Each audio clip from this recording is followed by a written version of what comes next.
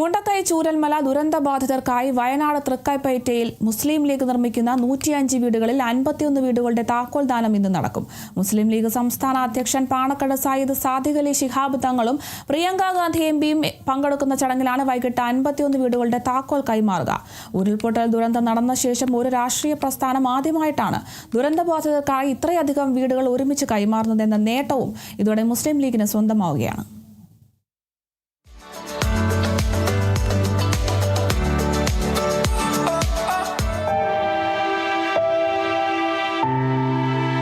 സമാനതകളില്ലാത്ത ജീവകാരുണ്യ പ്രവർത്തനത്തിനാണ് ഇന്ന് വൈകിട്ട് വയനാട് തൃക്കൈപ്പറ്റ സാക്ഷിയാവുന്നത്.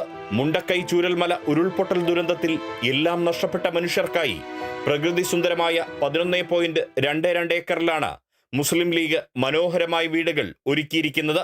ദുരന്തബാധിതർക്കായി മുസ്ലിം ലീഗ് നിർമ്മിക്കുന്ന 105 വീടുകളിൽ 51 എണ്ണത്തിന്റെ സമർപ്പണമാണ് ആദ്യഘട്ടമായി ഇന്ന് നടക്കുന്നത്. മുണ്ടക്കൈ, ചൂരൽമല എന്നിവ ഉൾക്കൊള്ളുന്ന മേപ്പാടി പഞ്ചായത്തിൽ തന്നെ ഉൾപ്പെടുന്ന തൃക്കൈപ്പറ്റയിലാണ് ദുരന്തബാധിതരുടെ ആവശ്യപ്രകാരം മുസ്ലിം ലീഗ് സ്ഥലം വാങ്ങി വീട് വെച്ചത്. ഓരോ വീടും 8 സെന്റ് വീതമുള്ള സ്ഥലത്ത് 1060 സ്ക്വയർ ഫീറ്റിലാണ് നിർമ്മിച്ചിരിക്കുന്നത്. 3 കിടപ്പുമുറികളും 2 ബാത്റൂമുകളും അടുക്കള, dining hall, work area, sit out എന്നിവയും ഉൾപ്പെടുന്ന രീതിയിലാണ് ഇവ തയ്യാറാക്കിയിരിക്കുന്നത്. ഇതിനു പുറമെ ടൈൽ പാകിയ മുറ്റവും വീടുകളുടെ മുൻവശത്ത് 7 മീറ്റർ വീതിയിൽ ബ്രിക്ക് പാകിയ റോഡും അനുബന്ധമായി നിർമ്മിച്ചിട്ടുണ്ട്. ശുദ്ധജലത്തിന് കിണർ കുഴിച്ച് കൂറ്റൻ ടാങ്കും ഒരുക്കിയിട്ടുണ്ട്. 3 കട്ടിലും സോഫ സെറ്റുകളും ഉൾപ്പെടെയുള്ള ഫർണിച്ചറുകളും ഓരോ വീടുകളിലേക്കായി മുസ്ലിം ലീഗിന്റെ വകയായി നൽകുന്നുണ്ട്.